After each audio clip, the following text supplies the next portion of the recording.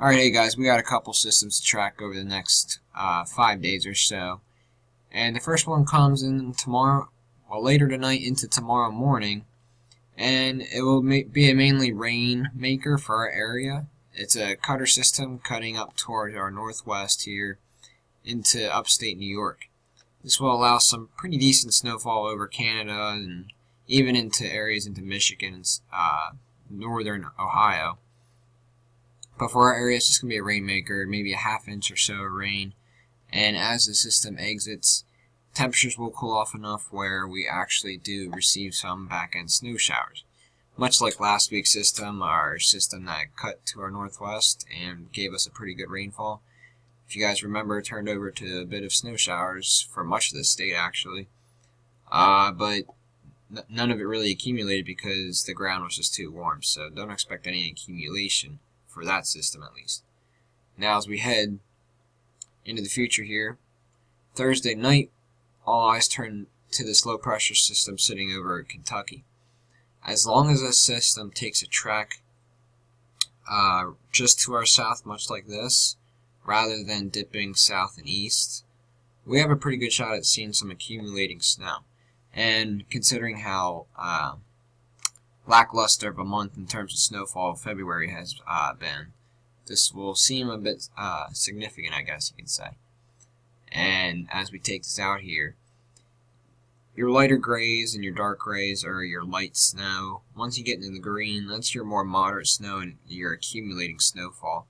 And much of the state here is in that green. Your rain snow line's all the way to the south here, freezing line a bit further north than that. So this will stick. This will actually almost be a high ratio. This will be a high ratio snow event in terms of fluffy snow or wet snow. This will be more of a fluffy snow. Especially that if you notice the timestamp here, this is overnight Thursday night into Friday morning. So if that sun's not high in the sky, we have a good chance of seeing accumulation even on the roadways. The system will last through the mid-morning hours of Friday and start to wrap up by Friday afternoon, and should be all out here by Friday evening. The real wild card in this system is how close this low pressure really does get to the coast. GFS is well enough out to sea that has really no impacts, and honestly I think that's the case here. Especially for our area. Now, coastal areas in New Jersey, New York City, Long Island, Boston, those areas, I'd say give it another 24 hours to keep track of. If it remains this way, don't expect much. Cape Cod, that's a different story. I think maybe some more significant snows there, especially on the Canadian. The GFS doesn't really show a major hit there like the Canadian does, but the Canadian's much closer to the coast for those areas.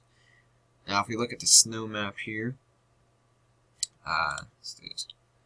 Alright, so here's the snow map for the GFS, and most of central Pennsylvania is in the 2 to 3 inch range, even areas of 4 and 5 inches towards more western part of the state here, up towards State College.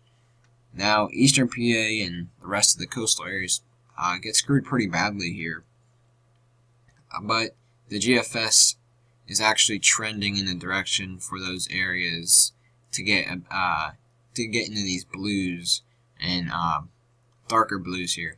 So I expect over the next 24 hours these blues to creep more towards the northeast here. So in general, a widespread 1 to 3, even isolated higher amounts than that, come Thursday night and Friday morning. And if we look at the Canadian model here, this is your system tonight into tomorrow morning, wrapping up as snow showers. And this one, this is even a bit more impressive in terms of how widespread the snowfall is. Again, it's early enough Friday morning where the sun's not up yet, and it lasts throughout the day. But look how much closer the low pressure is, and it's much stronger. It's 979 millibar storm, and it destroys southern New England pretty hard, especially Cape Cod. Now again, if you bring it back a little bit. It's still plenty far enough where our area doesn't get impacted, but New Jersey, Delaware, Southern Maryland, those areas get clipped by this. That adds a bit to their totals. And adds way more, obviously, for Cape Cod areas. And even up towards Boston. So if we look at this, if we take a look here, let me go back here.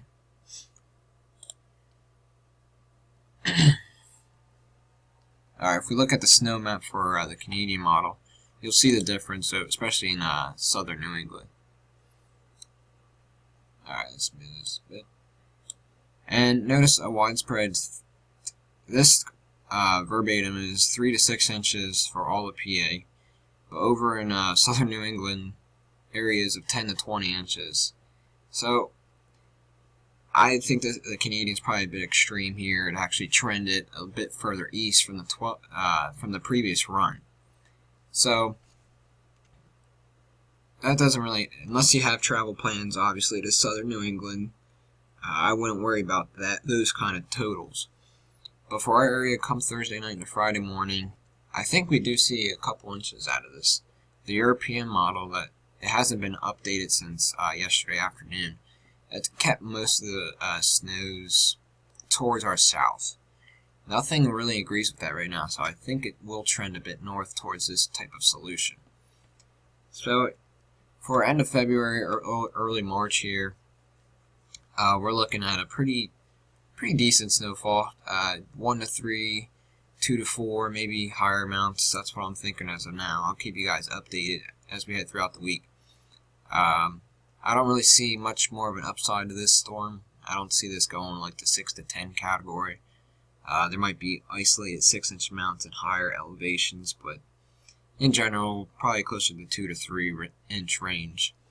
And we'll see how it goes from there. I'll keep you guys updated throughout the week. Just make sure you guys stay tuned.